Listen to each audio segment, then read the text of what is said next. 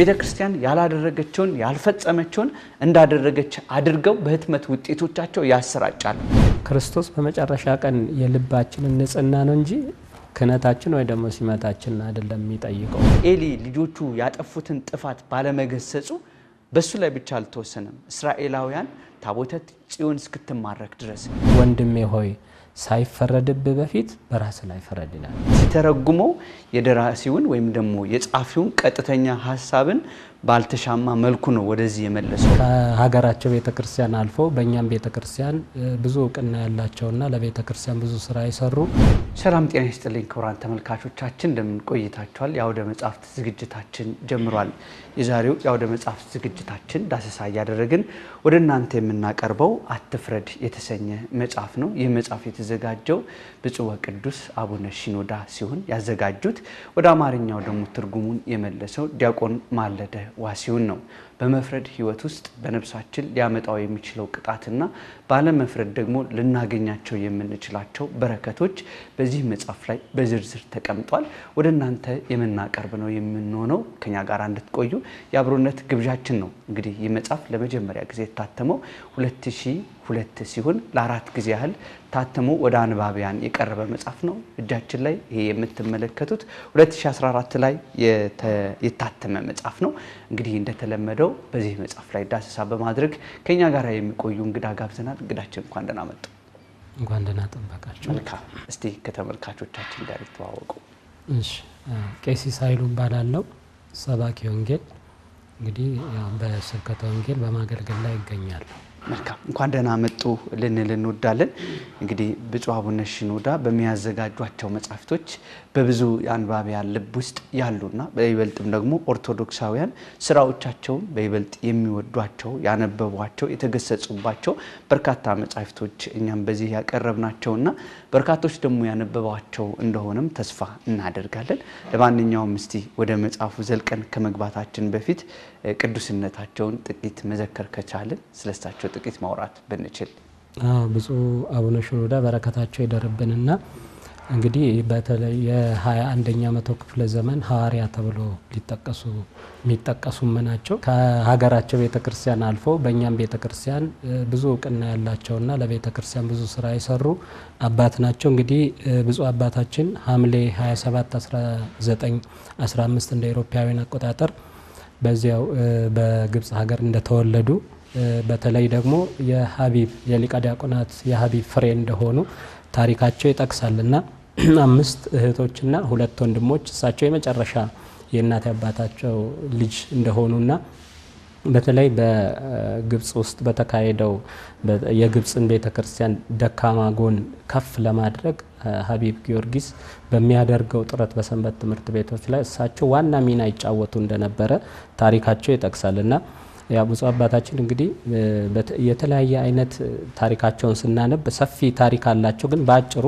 ሐምሌ 18 1954 ዓ.ም እንደ አውሮፓውያን አቆጣጠር በሶሪያ ገብተው ምንኩስና ተቀብለዋል። በሶሪያ ገዳማት ማለት ነው ምንኩስና ተቀብለዋል። በዚያው ቅስናቸውንም እዛው እንደተቀበሉ ታሪካቸው ይናገራል። በ1959 እንደ አውሮፓውያን አቆጣጠር ደግሞ ቄርሎስ 7ኛ ብፁዕ አባታችን ማለት ነው ልዩ የጽህፈት ቤት ኃላፊ እንዳደረጓቸው፣ ሌላ መስከረም 30 1962 ዓ.ም ደግሞ አቡነ ቄርሎስ አቡነ ሺኖዳ የግብጽ የመንፈሳዊ ኮሌጅና የትምህርት ተቋማት ጳጳስ አድርገው እንደሾሟቸው፣ በዚህ ጊዜ እንደውም አቡነ ሺኖዳ በጣም እንዳዘኑ ጳጳስ ስለተሾሙ እንግዲህ ባለው ሁኔታ ጵጵስና ምን አይነት ስልጣን እንደሆነ እናውቃለን። እሳቸው ግን በዚያ ጊዜ በጣም እንዳዘኑና እንዳለቀሱ ይናገራል ታሪካቸው። በዚህ ጊዜ እንደውም አንድ ጀርመናዊ በዚያ በካይሮ ዩኒቨርሲቲ የሚያስተምር ሰው ብፁዕ አባታችን እንኳን ደስ አሎት ብሎ መልእክት ሲልክላቸው፣ ብፁዕ አባታችን ግን እንዴት ደስ አለ ትለኛለ? ሰው ጸጥታ ካለበት ከገዳም ወጥቶ ወደ ዓለም ጫጫታና ሁካታ ወደ በዛበት ወደ ዓለም ሲመጣ እንኳን ደስ አለ ይባላል ወይ? ማርያምን ከጌታ እግር ስር ወስዶ ማርታን አግዢ ብሎ ወደ ጓዳ ግቢ ሲሏት እንዴ በዚህ ትደሰታለች? ማን ነው የሚደሰተው በዚህ? ስለዚህ እኔ እንደዛ ነኝ፣ ወደ ዓለም ስላመጣውኝ ደስታ አይገባኝም። ስለ ክርስቶስ መጋደል ነው፣ በገዳማት ጸጥታ ባለበት መኖር ነው ብለው ነበር የተናገሩት በዚያ ጊዜ ማለት ነው። እና ብፁዕ አባታችን እንግዲህ በአጠቃላይ ብዙ ስራ ሰርተዋል። በተለይ ጥቅምት 31 ቀን 1971 እንደ አውሮፓውያን አቆጣጠር ደግሞ አቡነ ሽኑዳ ፓትርያርክ ለመሆን የሚያበቃቸውን ሹመት ያገኙበት አካባቢ ነው እና አቡነ ቄርሎስ ያረፉት በህዳር 14 ቀን 1971 ዓመተ ምህረት ሲያርፉ ብፁዕ አባታችን እንግዲህ ለእኔ ደስታ ሳይሆን ሀፍረት ነው ወዳጄ ሆይ አሉ። እውነተኛ ቅድስና ሲመት ሳይሆን ልብን ለክርስቶስ ማለት ለክርስቶስ መቅደስ አድርጎ መስጠት ነው ብለው ተናግረዋል። እና በዚህ ጊዜ እንግዲህ ሲመትን ሳይፈልጉ መቅረታቸው ለምንድን ነው? በሲመት አማካኝነት የሚመጣውን እንደውም ምን አሉ? ክርስቶስ በመጨረሻ ቀን የልባችንን ንጽህና ነው እንጂ ክህነታችን ወይ ደግሞ ሲመታችን አይደለም የሚጠይቀው ብሎ እንደተናገሩ ይናገርና በአጠቃላይ ግን አቡነ ቄርሎስ እንግዲህ በ1971 እንደ አውሮፓውያን አቆጣጠር ሲያርፉ ብፁዕ አቡነ ሽኑዳ ለፕትርክና ማለት ነው ሹመት 3 ሰው ተመርጠው እጣ ሲጣል በእሳቸው ላይ እንደወጣ እሳቸው በህዳር 14 ቀን 1971 ዓመተ ምህረት እንደ አውሮፓውያን አቆጣጠር ሽኑዳ 3ኛ 117ኛ የእስክንድሪያ ፓትርያርክ ሆነው ተሾመዋል። እንግዲህ ከሹመታቸው በኋላ በጣም ብዙ ስራ እንደሰሩ በተለይ አጥቢያ ቤተክርስቲያኖችን አሜሪካና ካናዳ ከ80 በላይ አጥቢያ ቤተክርስቲያኖችን እንዳበዙ በአውስትራሊያ 26 አጥቢያ ቤተክርስቲያኖችን አውሮፓ 30 አጥቢያ ቤተክርስቲያኖችን አሁን እንግዲህ ለኛም ትልቅ አስተማሪ ነገር ነው አሁን ባለን ሁኔታ ማለት ነውና እንግዲህ 40 ዓመት አገልግለዋል። በ40 ዓመት አገልግሎታቸው ከ100 በላይ መጻሕፍትን ጽፈዋል ማለት ነው። ከዚያ ከ100 በላይ ከጻፉት መጻሕፍት ውስጥ አንዱ እንግዲህ ይሄኛው ነው። ይሄን መጽሐፍ አትፍረድ የሚለውን ደግሞ በተለያየ በካይሮ ውስጥ የሰበኳቸው ስብከት እንደሆነ በተለይ በዚህ በእንግሊዘኛው ለማየት ሞክር ያለው በዛ ላይ ይናገራሉ እሳቸው ራሳቸው። ከዚያ ተሰብስቦ ይሄ መጽሐፍ ለእናንተ ተሰጠ ብለው እንግዲህ በተወለዱ በ88 ዓመታቸው መጋቢት 8 2004 ዓመተ ምህረት እንግዲህ ከዚህ ዓለም ድካም አርፈዋል። በረከታቸው ይደርብን። አሚን። ጥሩ አድርገው ነው ቀሲስ። በእውነት አንዳንድ ጊዜ አባቶቻችን ስናነሳ ምን አይነት አባቶች መሆን አለባቸው ብለን ስንጠቅስ ወይም ደግሞ የቤተክርስቲያን አገልጋዮች መካከል አንዱ ናቸው። ያው ኢትዮጵያም ውስጥ መጥተው ጎብኝተዋል። በግብጽ ወይም አሃት አብያተ ክርስቲያናት ከሚባሉት መካከል እስክንድሪያ አንደኛዋ ናትና እና በዛ ውስጥ ያለፉ አባቶች በህይወታቸው በቤተክርስቲያን ታሪክ ውስጥ ትልቅ አሻራ አሳልፈው ያለፉ ናቸው። አሁንም በክርስትናው ዘርፍ ሲጠቀሱ አብነት መሆን የሚችሉ አባቶች እንዳሉ ይነገራልና እንግዲህ አባቶቻችን ሲያስተምሩ ከመጻሕፍት ያገኟቸውን ተርጉመው ወደኛ ሲያመጡልን እንግዲህ በዚህ ልክ ነፍስ የምትድንበትን መጽሐፍ ማግኘት አባቶቻችን ለትውልድ ማሻገር አንደኛው ስራቸው ይሄ ነውና ከእሳቸው ብዙ ነገር መማር ይቻላል ነው። ያው ወደ አማርኛ የመለሰውም መምህር ማለደዋ ሲሆን ስንመለከት እንግዲህ በዚህ መጽሐፍ ላይ ሳይሆን በሌሎችም መጽሐፍቶች ላይ ቀጥተኛ ድርሰትም እንደዚሁም ደግሞ በማህበረ ቅዱሳን በሌሎችም የህትመት ውጤቶች ላይ ድርሰቶች ብቻም ሳይሆኑ ጽሁፎች፣ ቤተክርስቲያናዊ መረጃዎችና ወቅታዊ መረጃዎች ቤተክርስቲያናዊ ሁኔታዎችን በመግለጽ ወደ ተመልካች ሲደርስ የነበረ መምህር መሆኑ ይታወቃል ማለት ነው። እንግዲህ ወደ ቀጥተኛ ትርጉም ያተረጓጎም ሲስተም የየራሱ ይከተላል። ቃል በቃል ይሄ ወርድ ባይ ወርድ ሊሆን ይችላል ወይም ደግሞ አዳፕቴሽን ትራንስሌሽን ሊሆን ይችላል። አንዳንድ ቃላት ምናልባት ሲያነባቸው ከስርዓት አንጻር ሲተረጉመው የደራሲውን ወይም ደግሞ የጻፊውን ቀጥተኛ ሐሳብን ባልተሻማ መልኩ ነው ወደዚህ የመለሰውና እንደ ስርዓት ደግሞ ስንመለከት በኢትዮጵያ ኦርቶዶክስ ተዋሕዶ ቤተክርስቲያን ቅዱስ የማይባሉ እስክንድሪያ ግን ቅዱስ የምትላቸው እነ አውግስቲን የመሳሰሉ ሊኖሩ ስለሚችሉ ምናልባት አንባቢያን ሲያነቡ ከስርዓት አንጻር ቀጥታ የደራሲውን ሐሳብ በመጠበቅ ያመጣው እንጂ እንደ ኢትዮጵያ ኦርቶዶክስ ተዋሕዶ ቤተክርስቲያን እንደ አውግስቲን የመሳሰሉት ቅዱስ እንደማይባሉ በዚህ አጋጣሚ ልናሳስብ እንወዳለን። እናንተም ተመልካቾቻችን በዚህ መጽሐፍ ላይ ህይወታችን የምንመረምርበት እግዚአብሔር ለኛ በአባቶቻችን በኩል የሚያስተላልፈውን መልእክት በቀጥታ ለነፍሳችን እየነገርን ራሳችን የምናድንበትን መልእክት በዚህ መጽሐፍ ላይ ተብራርቷል። በቀጥታ ወደ እናንተ ይደርሳል። አሁንም ከኛ ጋር ቆዩ።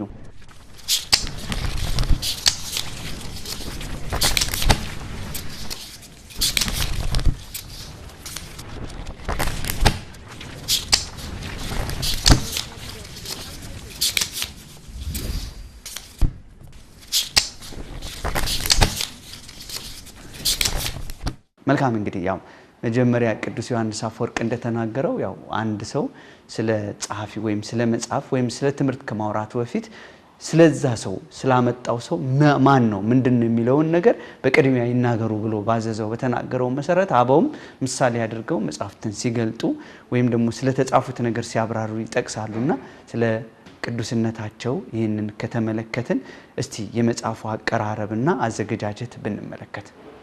መጽሐፉ በጣም በተለይ በአሁን በወቅታዊ ጉዳይም በእኛ በሀገራችን ባለው ለቤተ ክርስቲያናችን ጠቃሚ እንደገና ደግሞ መፍረድ በበዛበት ጊዜ በጣም ጠቃሚ ሰዎች ቢያነቡበት በጣም ብዙ ጥቅም የሚያገኙበት መጽሐፍ ነው። በአጠቃላይ እንግዲህ ቅድም አንተም እንደጠቀስከው 4 ጊዜ ታትሟል ድጋሚ ማለት ነው። ከዚህ ውስጥ ይሄ በ2014 የታተመ መጽሐፍ ነው። 5 ምዕራፎች አሉት። ከነዚህ 5 ምዕራፎች እንግዲህ በአጠቃላይ ጠቅለል አድርጎ ምዕራፍ 1 ላይ ፍርድ በሙሉ ኃጢአት ሆኖ ማይቆጠር ባይሆንም ግን መፍረድ ያለብን እንዴት ነው፣ በምን ሁኔታ ስለምን መፍረድ እንዳለብን የሚፈረድበት ነገር ምንድነው የሚለውን ነገር የሚያብራራ ነው ማለት ነው። ምዕራፍ 2 ደግሞ የኃጢአት መንገድ በሆኑ በሌሎች የመፍረድ ኃጢአት ውስጥ ማለት ነው በሌሎች የመፍረድ አካሄድ ውስጥ አይነቶቹን የሚዘረዝር ነው። ምዕራፍ 2 በአጠቃላይ ማለት መንገዶቹን በመዘርዘር ያስተምረናል ማለት ነው። ምዕራፍ 3 በሌሎች የመፍረድ ኃጢአት ውስጥ ስንፈርድ ማለት ነው በራሱ ካለው ኃጢአት የተነሳ ድርብ ፍርድ እንደምንፈርድ የሚያስረዳ ነው በአጠቃላይ ማለት ነው። ምክንያቱም አንድ ነገር ላይ ስንፈርድ ማለት ነው ሌሎች ደግሞ የምንፈርድባቸው የተደራረበ ፍርድ እንደምንፈርድ ይገልጻል። በአጠቃላይ ምዕራፍ 4 ደግሞ በትምህርት በቅድስናቸው የታወቁ አባቶቻችን ቅድም አንተ እንዳልከው ምንም በቤተ ክርስቲያናችን ቅዱስ የማይባሉ አባቶች ቢኖሩበትም እነዚህ ደግሞ እንደነ ዮሐንስ አፈወርቅ ያሉት አባቶች በትምህርታቸው በቅድስናቸው የታወቁ አባቶች ስለ ፍርድ ስለ መፍረድ ያስተማሩትን ትምህርት አጠቃለው የያዘ ነው። በዚህ ሰው ምን መማር እንዳለበት ብዙ አባታችን አካቶ ተርጓሚያችንም በጥሩ ሁኔታ ተርጉሞ አስቀምጦልናል። ምዕራፍ 5 ከዚህ ኃጢአት ከመፍረድ ኃጢአት ከሆነው ከማይገባ ፍርድ ማለት ነው በንጽህና በቅድስና እንዴት መውጣት እንችላለን፣ እንዴት በንጽህና በቅድስና ስንፈርዳለን የሚለው መፍትሄ ሀሳቦችን የያዘ ነው ማለት በአጠቃላይ ይሄ መጽሐፍ እንግዲህ ሰፊ ሀተታ ያለው ዋና ርዕሰ ጉዳዮችን የሚያትት በርዕሱ ደግሞ ይሄ ንዑስ ርዕሳን በጣም የበዛበት ካላነበብነው በስተቀር እንዲሁ ዝም ብሎ ሃይላይት በማንበብ ብቻ መረዳት የማንችል መጽሐፍ ነው። ግን ወቅታዊ በጣም አስፈላጊ ነገር ነው ለሁላችንም ማለት ነው። መልካም እንግዲህ ያው አትፍረድ የሚለው መጽሐፍ ቅዱሳዊ ሐሳብ ብዙ ሰው ይሰማዋል። ነገር ግን በየቀኑ የምንከውናቸው ክዋኔዎች ወይም ባናኗራችን ውስጥ ወደ ኃጢአት የሚመሩን ግን ኃጢአት መሆኑን የማንገነዘባቸው ጉዳዮች በዚህ መጽሐፍ ላይ ተዘርዝረው ተቀምጠዋልና እንደተጠቀሱት በ5ቱ ምዕራፎች በ112 ገጾች እጅግ በጣም በርካታ ነጥቦች ነው የተቀመጡትና መፍረድ የሚባለው በተለይ ደግሞ የሐሰት ፍረጃንም ይጨምራልና አገር ለምን በሐሰት ትከሰሳለች? ሰዎች ከምን የተነሳ ወደ ፍረጃ እንደሚገቡ ሁለተኛ መፍረድ የሚለው እንዴት ነው የምንፈርደው? ለምሳሌ ሰዎች ሁሉ ሲናገሩ በሰዎች ላይ ሲያወሩ ያንን መፍረድ በነፍስ ላይ ሊያመጣው የሚችለው ቅጣት ትክክል የሆነውና ያልሆነው እንዴት ነው የሚለየው የሚለውን ነገር እንግዲህ በጥልቀት ወደ በኋላ ላይ የሚያብራሩት ይሆናል ማለት ነውና የሚጠቅም ቅዱስነታቸው የሚጽፏቸው አብዛኛው መጽሐፍ ህይወት ተኮር መጽሐፍቶች ናቸው። የዳቢሎስ ውጊያዎች፣ የጽድቅ ህይወት፣ ህግጋተ እግዚአብሔር በጠቅላላ ብንመለከታቸው ከራሳችን ታሪክን ሳይሆን የሚጠቅሱት ህይወት ተኮር ትምህርቶች ናቸው። ታሪክ ላይ ብቻ የሚያተኩር ሳይሆን በቃ በህይወታችን ውስጥ ክርስትናን በየዕለቱ እንዴት መለማመድ እንዳለብን ይጠቅሳሉና እስቲ ወደ ዝርዝር ሐሳቦችን እንምጣ። ይዘት ትንተና በየምዕራፎቹ ላይ ያው ሁሉንም መተንተን አይቻልምና ከየምዕራፎቹ የተመረጡት ነጥቦችን ቢያብራሩልን። እንግዲህ በዚህ ከምዕራፍ 1 ስንጀምር ምዕራፍ 1 ላይ በአጠቃላይ ቅድም እንዳለው መፍረድ የሚገባቸው መንገዶችን የሚያብራራ ነው በብዛት ማለት ነው። ይሄ ደግሞ እንዲፈርዱ ስልጣን የተሰጣቸው ከእግዚአብሔር ስልጣን የተሰጣቸው አካላት አሉ እና እነዚህ ማን ናቸው የሚለውን የተወሰነ እያነሳ እንደገና ደግሞ የመፍረድ መንገዶችን እያብራራ መሄድ ነው። እንግዲህ የመጀመሪያው ካህናት ወይ ደግሞ ግብረ ኖሎት ያላቸው ጠባቂዎች ማለት ነው መፍረድ እንደሚችሉ ያስረዳል ማለት ነው። አባት እናት አባት እናት በልጆቻቸው መፍረድ እንደሚችሉ፣ ካህናት በልጆቻቸው መፍረድ እንደሚችሉ ማለት ነው እና ያስረዳል። ይሄ ከእግዚአብሔር የተሰጣቸው ነው።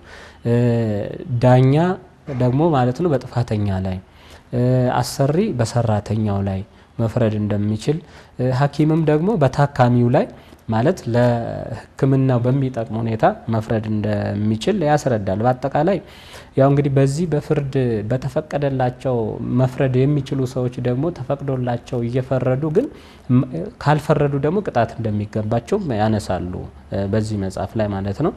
ለምሳሌ ካህኑ ኤሊ በዚህ በአንደኛ ሳሙኤል ምዕራፍ 2 ከቁጥር 25 ጀምሮ በምናየው ታሪክ ላይ ልጆቹ አፍኒንና ፊናስ ማለት ነው እንግዲህ በቤተ መቅደስ የማይገባ ስራ በመስራታቸው የተነሳ አባታቸው ኤሊ የሚገባ ፍርድ አልሰጣቸው፣ ቅጣት አልሰጣቸው። በዚህ የተነሳ ተቀጥተዋል ማለት ነው እና ምን ብሏል እሱ የተናገረው ማለት ነው የእርግማንን ነገር ማድረጋቸውን አውቆ አልከለከላቸውም ነበር ይላል እና በዚህ የተነሳ ኤሊ ምን ሆኗል እንግዲህ በዚያን ሰዓት ኤሊ የልጆቹን ሞት የታቦተ ጽዮንን መማረክ የእስራኤልን መማረክ ሰምቶ ደንግጦ እንደሞተ ይነገራል። እንግዲህ ይሄ ሁሉ የሆነ በቤተ መቅደስ ክፋት በማድረጋቸው እንግዲህ በተሰጠን የመፍረድ ስልጣን ያን ስልጣን ካልተወጣን እንደምንቀጣም ያስረዳል። አባትና እናትም ልጆቻቸው ወደ መጥፎ አካሄድ ሲሄዱ ልጆቻቸው ላይ መቅጣት ያለባቸውን ቅጣት መቅጣት እንዳለባቸው ያነሳሉ። አሰሪም ሰራተኛን መቅጣት እንዳለበት፣ ዳኛም ተከሳሽን መቅጣት፣ ይሄ በፍትህ በርት ነው ታዲያ ማለት ዝም ብሎ ደግሞ መፍረድ ሳይሆን እሱንም ዲቴይል ያብራራሉ እና ለዚህ ደግሞ የሚጠቅሙ ነገሮች አሁን ሰው ማለት ነው ለምሳሌ በተፈጥሯዊ እውቀት በህገ ልቦና የምንፈርድ ነገሮች አሉ። ለምሳሌ አንድ ሰክሮ እያየን የሚሄድን ሰው ስናይ ማለት ነው ህሊናችን ራሱ በተፈጥሮ የተሰጠን ህገ ልቦና አለ እና በዛ ህገ ልቦና ይህ ሰውዬ ሰክሯል ብለን እንፈርዳለን፣ የሰውዬን ዲቴይል ሁኔታ ሳንመረምር ማለት ነው። ይሄ እንግዲህ ልንከለክል አንችልም። አንዲት ሴት አሁን የዘማ ልብስ ለብሳ ስትሄድ ብናይ እኛ አሁን ምንድነው በህሊናችን በተሰጠ በህገ ልቦና እንፈርዳለን ይላል። ይሄ ዞሮ ዞሮ ምንድነው ትክክል የሚሆንባቸውና የማይሆንባቸውን ነገሮችም ያብራራል ማለት ጉዳዩ ላይ መፍረድና ሰውየው ላይ መፍረድ ያው እንደሚለያይ በጥልቀት ያነሳል። ከዚህ ባሻገር ደግሞ በመጽሐፍ ላይ ተጠቀሱ ደግሞ ማለት ነው አሁን እንድንፈርድ በዚህ አሁን ምን ይላል ክፉም ባለንጀርነት መልካሙን አመል ያጠፋል ይላል አንደኛ ቆሮንቶስ ምዕራፍ 15 ከቁጥር 30። ስለዚህ ክፉ ባለንጀራ ከሆኑ ሰዎች ጋር መሄድን ደግሞ ራሳችን መከልከል እንችላለን ማለት ነው። ግን ክፉ ባለንጀራ ደግሞ ካለ በምን አይነት መፍረድ እንዳለብንም ያስረዳል። ከክፉዎች ጋር መዋል እንዳሌለብን ያስረዱ ራሱ በመጽሐፍት የተጠቀሱ ክፋት የሆኑ ነገሮች ላይ እንዴት መፍረድ እንዳለብን በዛት ያነሳል። እንደገና ደግሞ በቀጥታ መፍረድ የምንችልባቸው ነገሮች ለምሳሌ በመናፍቃን በኑፋቄ ትምህርት ላይ መፍረድ፣ በቤተ ክርስቲያን አንድ ሰው ክፉ ነገርን ቢናገር ቀጥታ በአደባባይ መፍረድ ትችላለህ ይላሉ አባታችን ብፁዕ አባታችን ማለት ነው እና ክፉ የሚናገሩ ሰዎች በቤተ መቅደስ የስድብ ቃላትን የሚናገሩ ሰዎች ላይ መፍረድ እንደምንችል ስንፈርድ ደግሞ በምክር በተግሳጽ መሆን አለበት። ይሄ ምክርና ተግሳጽ ደግሞ በምን አይነት መሆን አለበት ደግሞ የሚለውን ደግሞ በተወሰነ ያስቀምጡት አለ። ይሄ ምክርና ተግሳጹ ማለት ነውና ይሄን በትህትና በተሞላበት በፍቅር ያ ምክርና ተግሳጽ መስጠት እንዳለብን እንዲሁ ዝም ብሎ መፍረድ ሳይሆን ቅድም እንዳልኩት ጉዳዩ ላይ ነው እንጂ ሰውየው ላይ መፍረድ እንዳለብን፣ ተግሳጾቻችን ደግሞ በእውነት ላይ መመስረት እንዳለበት አሁን ገስ ስለተባለ ብቻ ምክንያት እንዳይፈረድባቸው አትፍረዱ ተብሏል በዚህ በማቴዎስ ወንጌል ምዕራፍ 7 ከቁጥር 1 ጀምሮ በመናነበው ማለት ነውና ስለዚህ ተግሳጻችን በእውነት ላይ የተመሰረተ መሆን እንዳለበት ምዕራፍ 1 ላይ እንግዲህ ሰፊ ሐሳቦችን ይዟል። እንደው በተወሰነ መልክ ለማንሳት ነው እንጂ ሌላ ደግሞ ስንፈርድ ከምንፈርድባቸው ከተፈቀደበት ውስጥ ሂስ መስጠት አሁን ሂስ መስጠት ማለት በመጽሔቶች ላይ ሊሆን ይችላል። መጽሐፍቶችን እንዲያድጉ የሚያደርግ ሂስ ነው። ሂስን ደግሞ ጸሐፊው ወይ ደግሞ ያ ደራሲው ወይ የተደረሰለት ነገር ማለት ነው መቀበል አለበት ሂሱን ማለት ነው። ሂሱን የሚሰጥ ሰውም ደግሞ በእውቀት በምርምር እውነተኛ በሆነ መሰረታዊ ነገር ላይ ሂስ ሰጥቶ ያን ፍርድ መፍረድ ወይ ደግሞ ትክክለኛውን ነገር ማስቀመጥ እንደሚችል ግለ ሂስም ደግሞ ያነሳሉ። እሳቸው ግለ ሂስም ስለ ራስ በራስ ጥፋት ላይ ራስ ላይ መፍረድ እንደምትችል ይናገራሉ። ይሄ ራስን መውቀስ ማለት ነውና ብለው ይገልጻሉና በራስ ላይ መፍረድ የበለጠ ወደ ትህትና የሚያቀርብ ነው ብለው ይናገራሉ። ቅዱስ መቃርዮስ ምን ይላል? ወንድሜ ሆይ ሳይፈረድብህ በፊት በራስ ላይ ፍረድ ይላል። ይሄ እንግዲህ በሂስ ውስጥ የሚካተት ነው፣ በተለይ ግለ ሂስ ላይ ማለት ነውና ቅዱስ እንጦንስ አባታችንም እኛ በራሳችን ላይ ብንፈርድ ፈራጁ ዳኛው በእኛ ላይ ይደሰታል ይላል። ምክንያቱም እግዚአብሔር በእኛ በራሳችን ላይ ስንፈርድ ነው በሌሎች ከመፍረድ ይልቅ የሚደሰትብን ማለት ነው።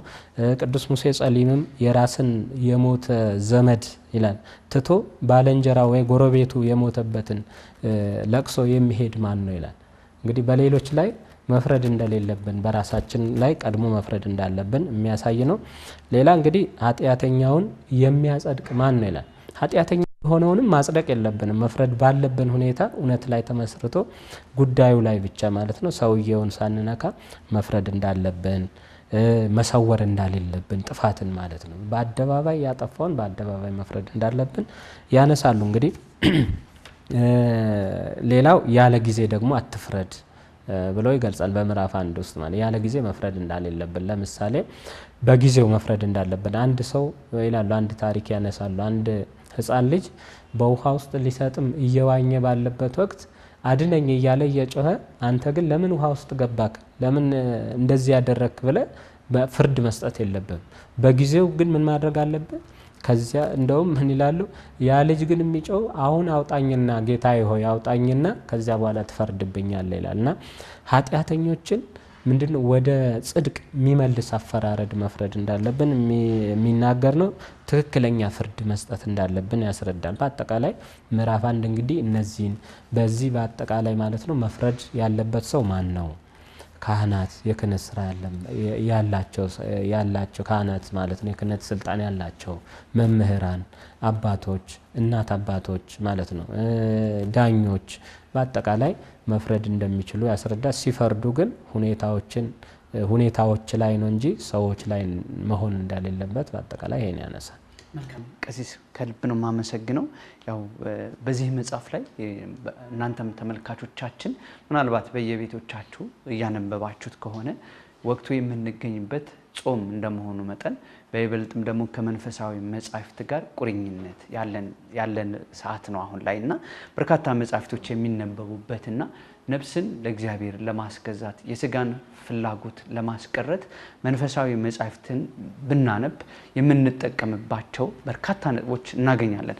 ከነዚህም መካከል ነፍሳችንን ለማዳን በቅዱስነታቸው በአቡነ ሺኖዳ የተጻፈው አትፍረድ የተሰኘው መጽሐፍ ነው ወደ እናንተ እየደረሰ የሚገኘውና እርሶም እንደጠቀሱት እንግዲህ በዚህ መጽሐፍ ላይ በተለይ በምዕራፍ 1 በሌሎችም በእርግጥ ሐሳባቸው ተያያዥነት ያላቸው እስከ መጨረሻው ምዕራፍ 5ኛ ምዕራፍ ድረስ ይሄድና እያጠናከረ ምሳሌ እያመጣ የእያንዳንዱ እንትኖች ምን መሆን እንዳለባቸው ይገልጻል። ቅድም እንዳብራሩት ሰዎች ስልጣን ባላቸው ልክ በስልጣናቸው ካልተጠቀሙ ሊመጣ የሚችለውን አደጋ ያይዞ ይገልጣል። አሁን አንዳንድ ጊዜ ቤተክርስቲያን የአባቶቻችን ስራ ስታስጠብቅ ለምሳሌ ካህናት ባልተገባቸው ልክ ሲገኙ የራሷን ውሳኔ ትወስናለች፣ ታስተላልፋለች።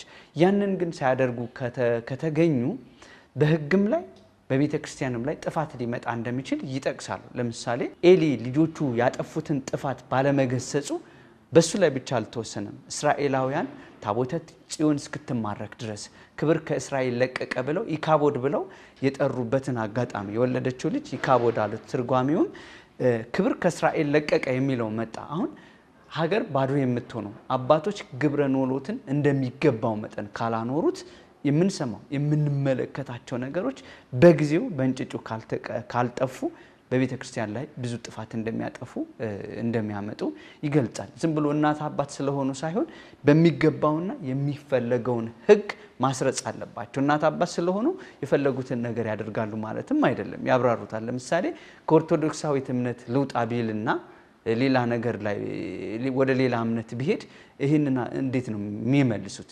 ራሳቸው ሌላ ሆነው ወላጅ ስለሆኑ ልጁ ግን አይ እኔ በኦርቶዶክሳዊ እምነቴ መጽናት አለብኝ ቢል አይ እኔ ወላጅ ነኝ የኔን ተቀበል ማለት እንደማይችሉ የሚገባውን እንጂ የማይገባውን አለመሆኑን አስረጆች በማቅረብ የአባቶቻችን ሕይወት በማምጣት ይጠቅሳልና እስቲ ወደ ምዕራፍ 2 እና 3 ያሉትን አያይዘን እንመልከታቸው።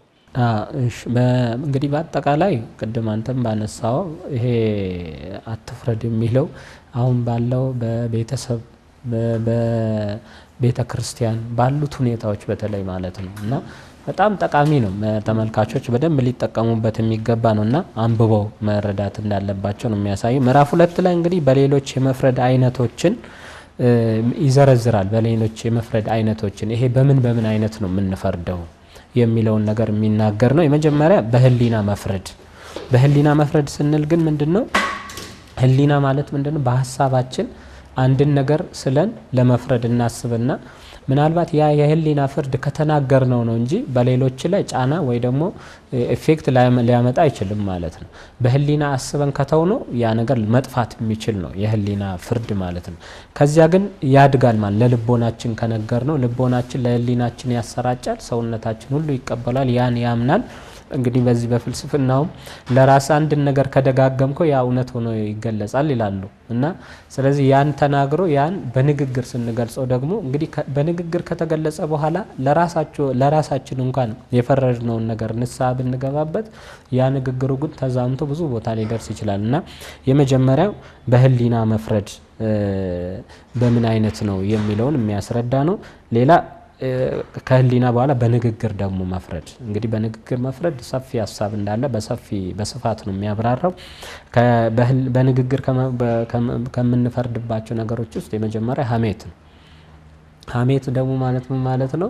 ሰውየው በሌለበት ማማት ነው። ሰውየው ባለበት ደግሞ ፍቅር እንዳለን እንደምንወደው የምንገልጽበት ማለት ነው። ሀሜት ማለት እንግዲህ ሰውየው በሌለበት ጥላቻን፣ ክፋትን፣ ስለ ሰውየው መጥፎ ነገርን የምንናገርበት ሀሜት ማለት ይሄ የንግግር አካል ነው ማለት ነው እና ይሄም እንደማይገባ የሚያስረዳ። ሌላ ስም ማጥፋት ደግሞ ማለት እንዲሁ ዝም ብሎ ስም በማጥፋት መፍረድ እንዳለ ይሄ ማለት ያላደረገውን ሰው አድርጓል ብሎ የተደረገውን ደግሞ በማይገባ ማለት ሰውየው ላይ ጉዳዩ ላይ ትቶ ሰውየው ላይ በመፍረድ የምንገልጽባቸውን ነገር ያብራራል።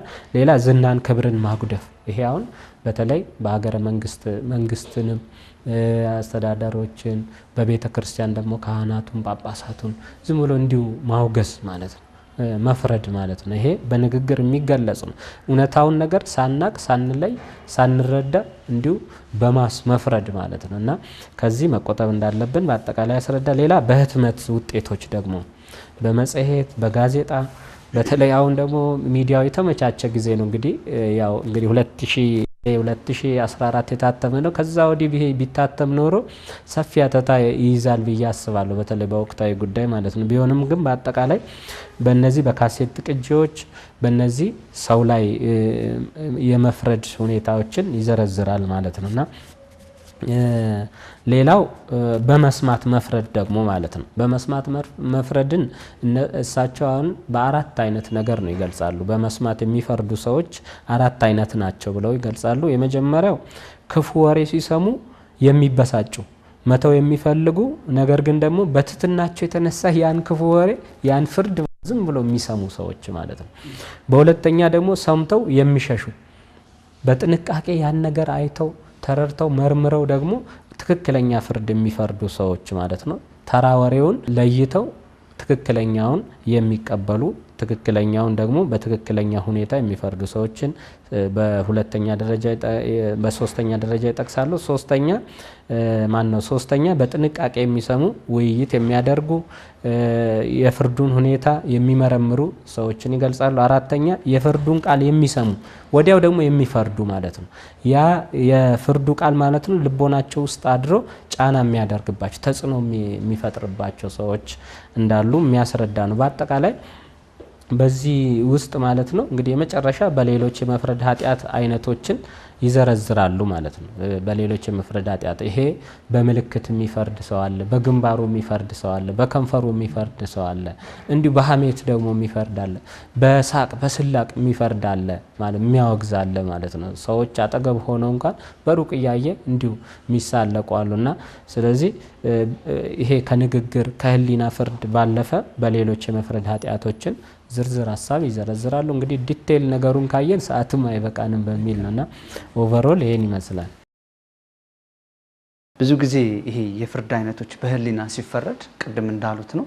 አንድ ሰው ታይቶ ከንግግር ሂደቱ ወይም ስለዛ ሰው አንድ ሰው በነገረው ብቻ ሰምቶ በህሊናው ፍርደኛ አድርጎ ይወስነዋል። ቅድም እንዳሉት በህሊናው ብቻ ካስቀረው በራሱ ብቻ ኃጢአት በህሊናው ብቻ ያንን ሰው ባልተገባ መልኩ በማሰቡ ይታሰብ ይሆናል። ግን ወደ ንግግር ካመጣው አንደኛ ጭካኔም ነው ይሏል። ለምሳሌ እኔ አንድ ሰው ቢበድለኝ ይሄ ሰው ክፉ ነው እንዲህ አደረገኝ እንዲሰራኝ እንዲህ አደረገችኝ ስል አብሮኝ ያለ ሰው ተቀብሎ እሱም ድሮ እንዲህ ስለሆነ ነው ድሮም እኮ እንዲህ ስለሆነ ነው ማለት በጣም የከፋ በደል መሆኑን ለምሳሌ በሰማው ብቻ ምክንያቱም ሚዛናዊ አይሆንም እና ከዛ ሰዎች ዝናን ማጥፋት ይሄ ክብርን ማጉደፍ በተለይ አሁን ሰሞነኛ የምንመለከተው ይሄ ማለት በግለሰብ በተቋም አጠቃላይ በታሪክም ጭምር በህትመት ውጤቶች እንዴት ስም እንደሚጠፉ ይናገራሉ። ያየነው ሂደት ነው። ሰሞነኛ እንኳን ብናይ መነኩሴ እንኳን ሳይሆኑ መነኩሴን መስለው ለምሳሌ ምንኩስና በቤተ ክርስቲያን ያለው ቦታ ትልቅ ስፍራ የሚሰጠው ነው።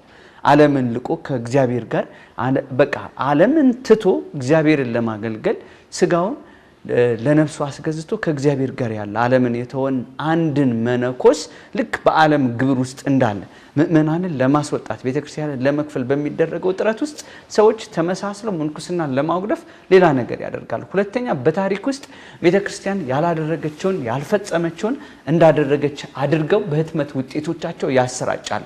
እነዚህ ሰዎች ደግሞ ትልቅነታቸው ተጠቅመው በዓለም ትምህርት ውስጥ ስፍራ ያላቸው ወይም ደግሞ በታሪክ ተመራማሪነታቸው የሚታወቁ ነገር ግን ለማጠልሸት ሆን ብለው እንደሚጽፉ እንግዲህ ካለፉት የሀገራችን ታሪክ ውስጥ ቤተክርስቲያን እየተቀበለችው ካለው መከራ ጋር አገናኝተን ማየት ያለብን ጉዳይ ነው። ምክንያቱም በህትመት ውጤቶች ያልተገባን ስም ያጠለሻሉና የአባቶቻችንን ስም ማጉደፍ ስራቸው ቤተክርስቲያንን ማስጠበቅ በቅድስና ህይወት ውስጥ መኖር ሆኖ እያለ ግን ምን ያደርጋሉ?